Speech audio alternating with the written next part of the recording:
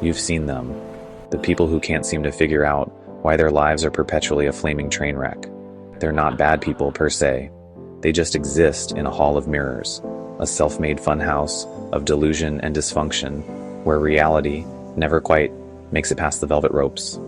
And there you are, sitting on the sidelines, observing their mess, like the bemused audience member of a soap opera you never asked to be part of. Let's take a journey through their psyche, shall we? Be warned. It's not a pretty sight, but it's one you've probably seen before. And who knows, maybe it's one you've unwittingly wandered into yourself. Grab a drink and strap in. This is going to be a bumpy ride. Step 1. Reality is optional.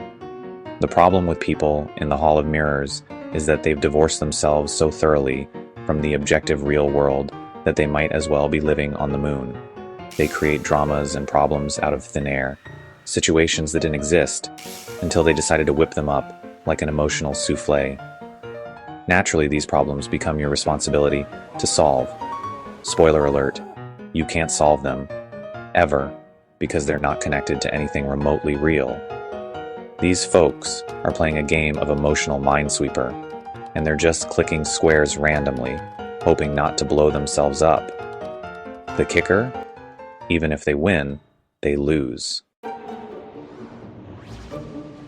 Step 2. The infinite black hole of self-improvement.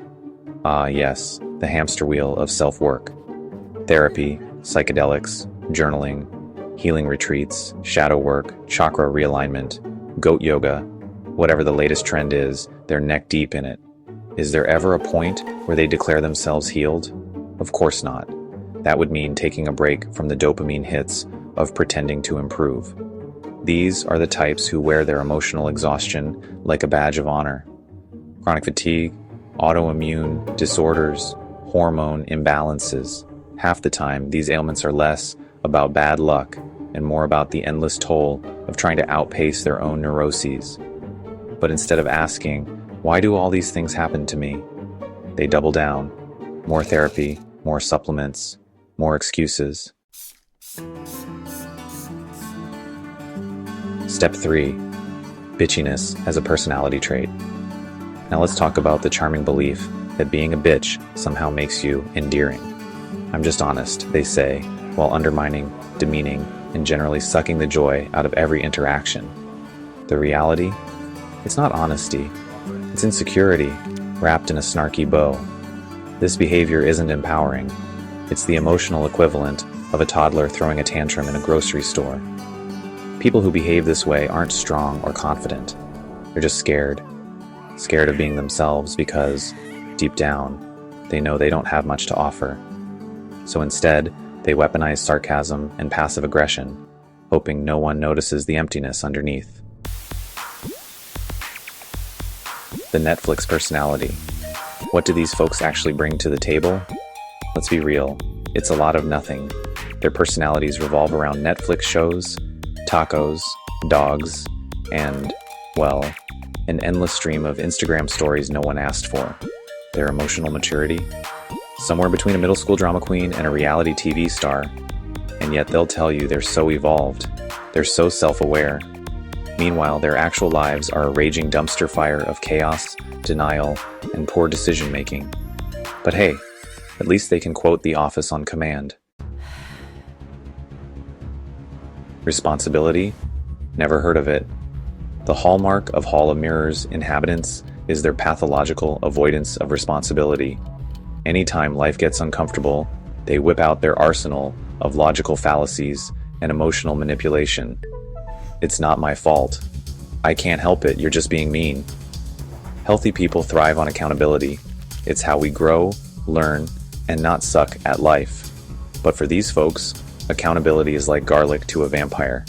They'll avoid it at all costs, retreating into a victim narrative that absolves them of any blame. The narcissistic chaos cycle. Why do they cling to chaos? Because stability terrifies them. Chaos is familiar. It's the swamp they know how to navigate. Stable relationships, grounded communication, and healthy boundaries. That's uncharted territory. So they keep things in flux, ensuring everyone around them stays as off balance as they are. This is why dealing with these people feels like walking through a funhouse. Up is down, left is right, and every conversation leaves you questioning your sanity.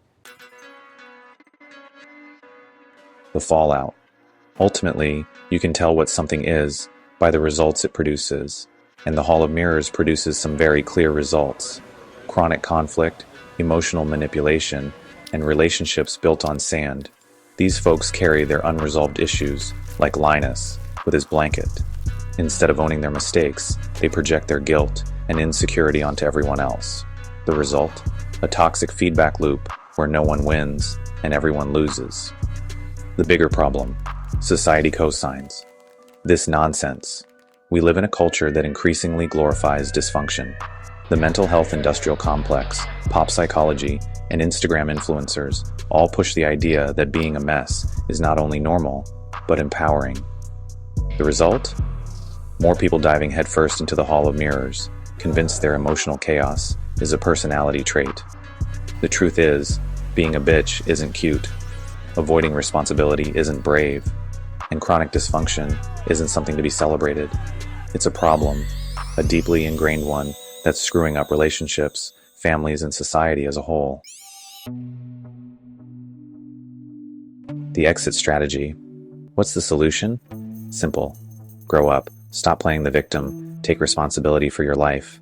Learn how to communicate without resorting to manipulation or fallacies. And for the love of God, stop thinking your personality begins and ends with liking tacos. If you found yourself in the Hall of Mirrors, the only way out is to smash them.